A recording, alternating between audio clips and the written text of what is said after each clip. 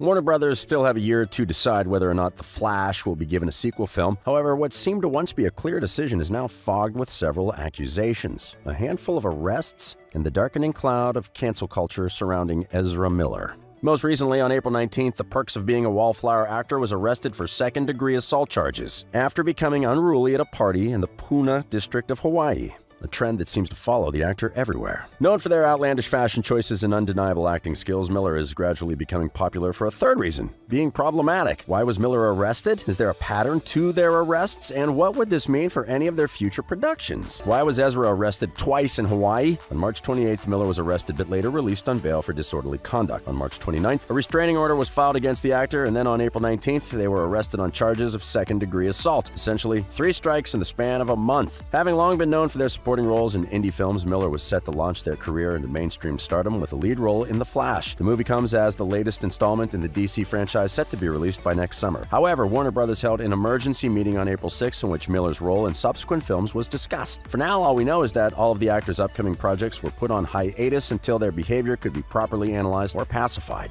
On March 28th, Miller was a patron at a local bar in the small Hawaiian town of Hilo. For their stay in the town, the actor was staying at a hostel alongside a married couple they had befriended at a farmer's market. Interestingly, up until the 28th of March, police had received close to 10 complaints regarding Miller's behavior, or someone who matched the actor's description, causing a ruckus. While at a bar, becoming increasingly drunk, Miller reportedly began yelling obscenities at fellow patrons. The "We Need to Talk About Kevin" star refused to calm down in spite of numerous requests from the staff. Things seemed to be your usual run-of-the-mill unruly alcoholic making a scene, until Miller charged at a 23-year-old karaoke singer while she was performing a duet of "Shallow." This was noted in the police complaint for disorderly conduct. However, things became a lot more disruptive when Miller attacked a 32-year-old man who was playing darts a little close by. The police were called and Miller was promptly arrested. In a statement, Police Chief Kenneth Guiocho told the press that the police department had received close to 10 complaints in the last month regarding Miller's disruptive behavior. The actor was booked on charges of disorderly conduct and harassment, but was released on a $500 bail shortly thereafter. Allegedly, the married couple they were staying with paid the bail on their behalf and escorted them to the hostel. They say that no good deed goes unpunished. Well, it looks like this couple was the exception to the rule. In the early hours of March 29th, just a day after their arrest, Miller barged into the couple's room and began threatening them.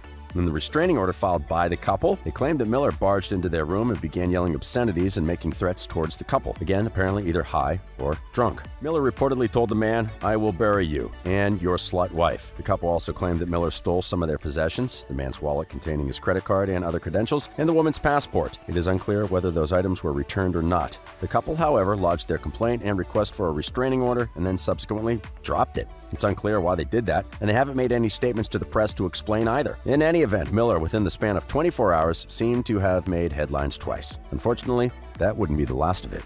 On April 19th, not even a month after their initial arrest in Hilo, Miller was once again booked by the Hawaiian police on charges of second-degree assault. The actor, in what would now seem to be a pattern, became unruly at a bar and began yelling obscenities at a fellow patron. However, after repeatedly being asked to leave, the actor became irate and threw a chair at a 26-year-old woman sitting at the bar. The blow caused a half-an-inch laceration on her forehead. Miller was promptly arrested, yet again, and booked on charges of second-degree assault. According to a statement released by Puna Patrol, the woman refused treatment, and Miller was released the next morning pending further investigation. DC executives and Warner Brothers Studios had met in what insiders claim to have been an emergency meeting on March 30th, and then again on April 6th to discuss Will Smith and Ezra Miller's future in the DC universe. Smith's behavior at the Oscars, where the actor infamously slapped Chris Rock after he made a joke about his wife, was discussed at length, and his role in the DC universe was questioned. However, Smith's role in the DC universe as Deadshot in James Gunn's The Suicide Squad had already been discussed in September of 2021. The actor himself, before becoming an internet meme for the slap, talked about conflicting schedules that explained his absence from subsequent films. Smith's future at DC was never really top priority.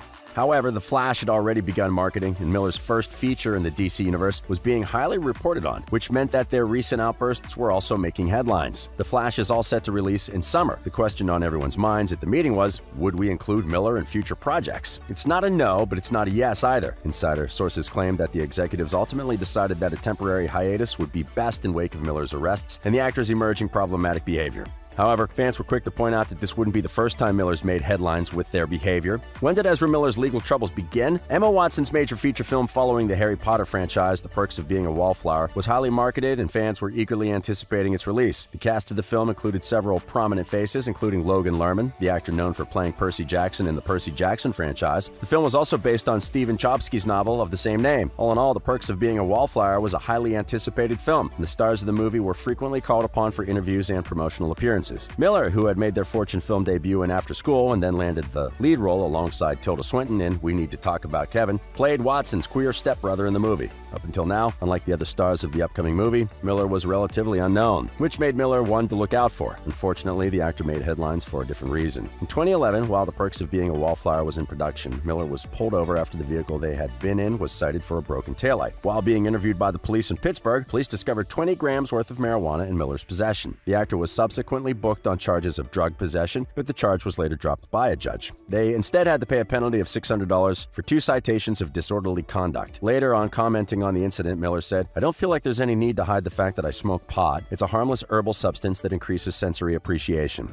They also added that a kindly magistrate had given them a lengthy lecture on their influence on younger castmates and crewmates, one of whom was the magistrate's own daughter. The drug incident was sensationalized almost to an unnecessary extent. However, it was the first incident of many that would later on be referred to when talking about Miller's troubled substance and alcohol abuse. Miller would also later on be the subject of several noise complaints after they and several other cast members of The Perks of Being a Wallflower were reported for being loud at hotels they were staying at. The actor would successfully stay out of further controversy until 2020, an incident that skyrocketed them back into the headlines, and not in the way Miller's publicist would want. On April 6th of 2020, a video surfaced on a Reddit thread allegedly showing Miller in a confrontation with another woman at Pikio Kaffehaus bar in Reykjavik, Iceland. The now-deleted thread showed Miller asking a woman at the bar, "Did you want to fight? Is that what you want?" before grabbing her by the throat and slamming her to the ground. The original poster, who claimed to have been a friend of the victim, stated that Miller was approached at the bar by fans, including the victim. The actor began showing them various cuts and bruises they had sustained while filming, at which the girl in the video jokingly said that she could easily beat them up. According to the original poster, everything was taken in jest and fellow patrons could also be seen laughing about. Nothing was meant to be serious, but Miller seemingly took offense to the statement and prompted a physical altercation.